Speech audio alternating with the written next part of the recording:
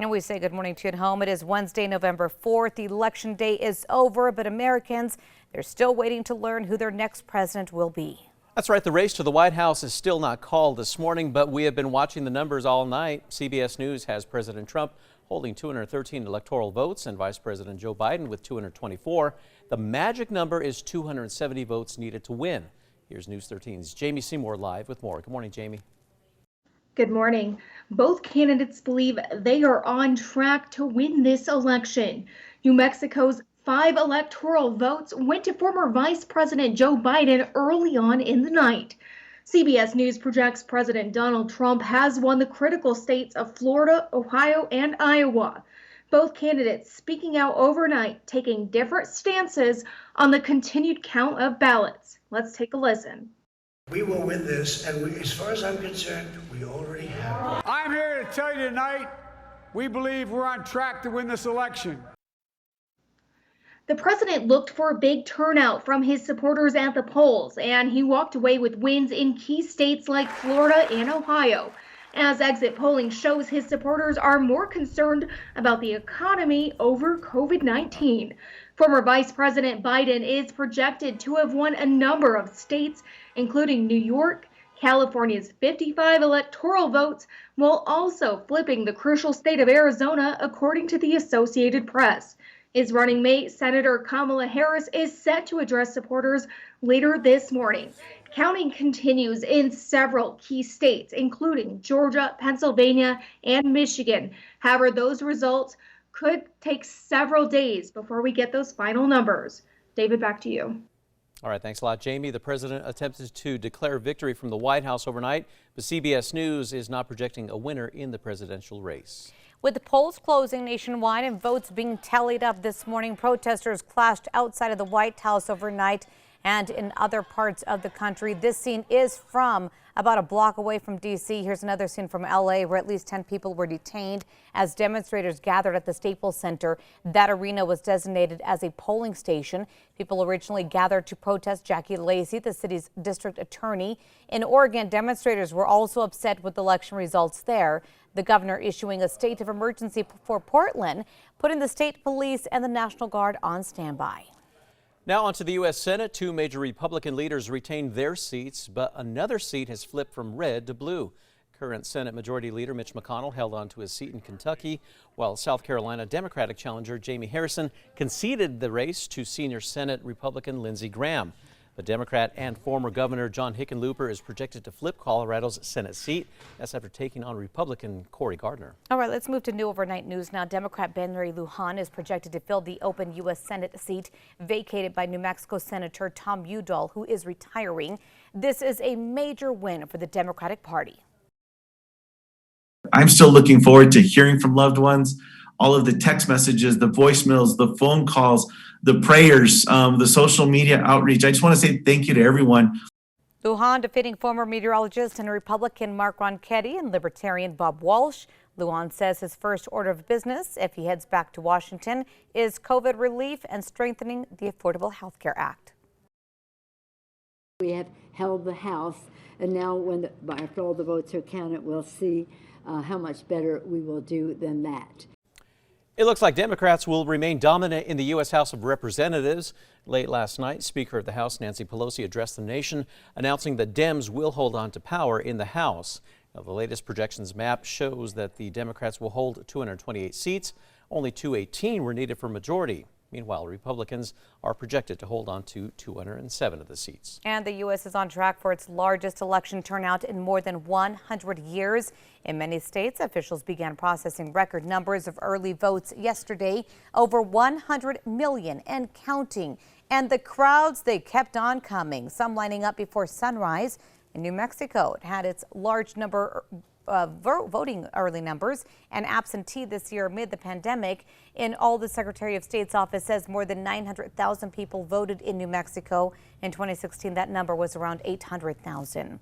All right, real quick, let's go through several state bonds that you voted on that are expected to pass. Unofficial results show that GO Bond B will pass. Voters saying yes to allocate more than $9.75 million for New Mexico libraries. That does include public and tribal libraries, as well as public school and academic libraries across the state.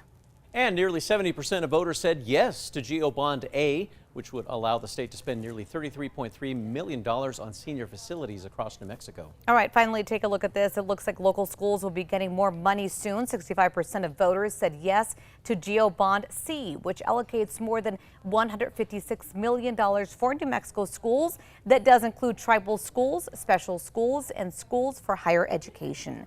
Of course, our coverage of the latest election results continues in our next half hour. If you're leaving to work, though, you can stay up to date with us by going to our website, that is krqa.com, or download our KRQE News app. Meanwhile, Los Lunas police are investigating a shooting at a Trump parade. Police say that several people in two different cars got into an argument near Highway 314 and Main Street on Monday night. They say several shots rang out. It's unknown what led up to the argument or if it was politically motivated. No one was hurt and no arrests have been made at this time. Police say that criminal charges are pending. All right, new news for you this morning. Gun sales are at an all-time high with roughly 2 months left in the year. U.S. sales are already greater than the record set back in 2016. That's according to the National Shooting Sports Foundation. So far, more than 17 million background checks were completed. Purchases have climbed every single month since March. That's when COVID-19, the pandemic, took hold. New this morning, the IRS is helping taxpayers during the pandemic. Under the new system, people who owe money to the government will get more options for making payments. The agency says this will make it easier for people to pay the IRS in installments. Taxpayers who qualify for a short-term payment plan can also get up to 60 extra days to pay. Waiting on a winner. Vote counts continue in battleground states. We have a breakdown of the votes that are in this morning. Plus this, returning to red, Republicans take back southern New Mexico's seat in the U.S. House. What they credit for that big win, we'll tell you. And staggering stats. New Mexico voters come out in record numbers for the 2020 election. The number of ballots compared to 4 years ago. Our election team coverage begins now.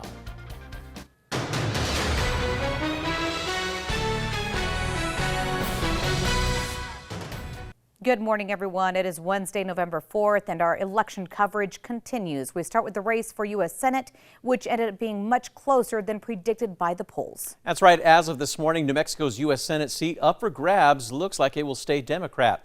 Election results show Democrat Ben Ray Lujan with 51% of the votes, Republican Mark Ronchetti with 46%. Now, Lujan says his first plan of action will be health care to include addressing a plan for COVID.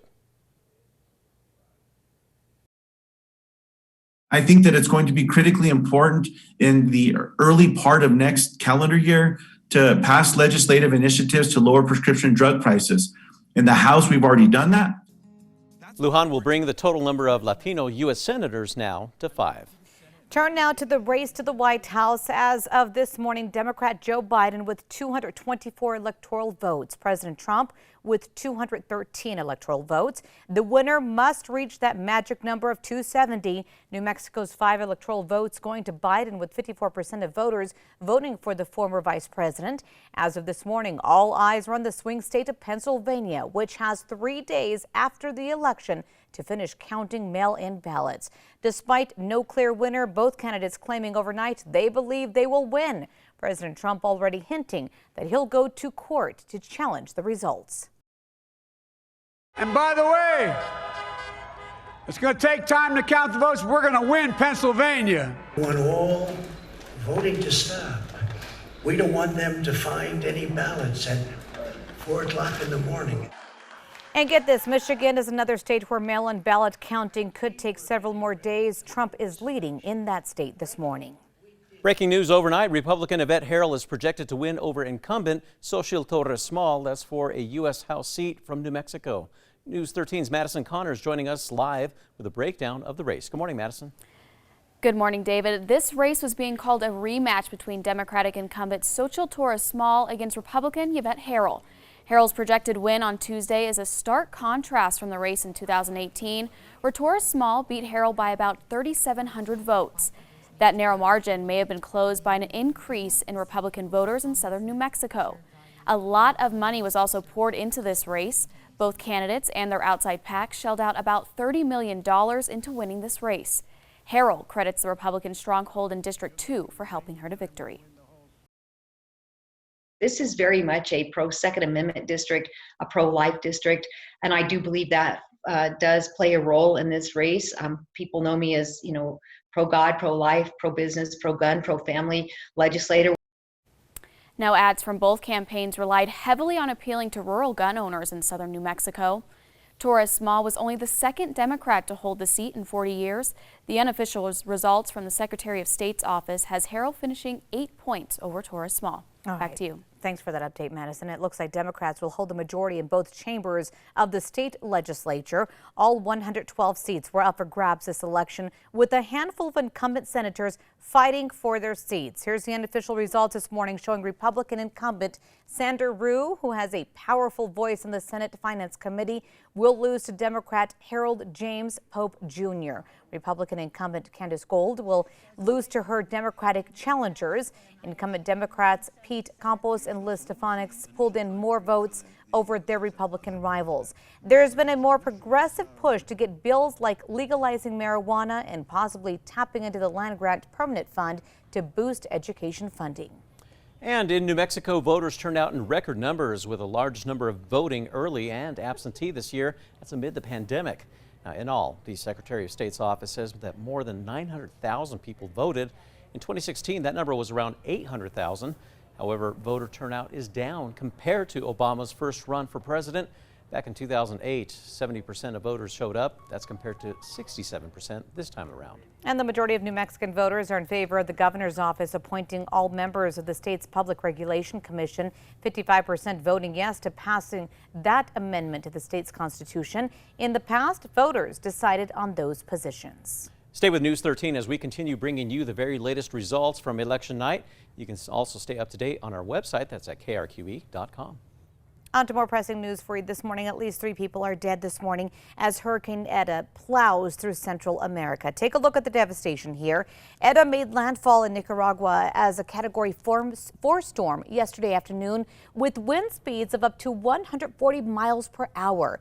The hurricane left a path of destruction and flooding, forcing more than 20,000 people into shelters. That storm is expected to move through Central America, then toward Cuba by the weekend. The New Mexico Department of Health says they are no longer giving out personalized letters to people about their COVID-19 diagnosis. Workers were asking for those letters so they could get time off from work if they did test positive. However, the health department says they simply can't keep up with the demand for those letters. Instead, the state will offer guidance and best practices to both employees and employers about how to handle that time off. A New Mexico police officer is being praised this morning for a call that he will never forget. Hobbs police officer Carlos Martinez arrived to a call last month and realized that a pregnant mother was not going to make it to the hospital to give birth in time. So, with no one else around, he would have to help and deliver the baby. She's trying. You're good. You're good. Actually, you got a little boy. It's a boy. Congratulations. Mother and son are doing great, and Officer Martinez received a certificate of commendation from the chief that was just a few days ago. Well, quite the hero right there. Absolutely.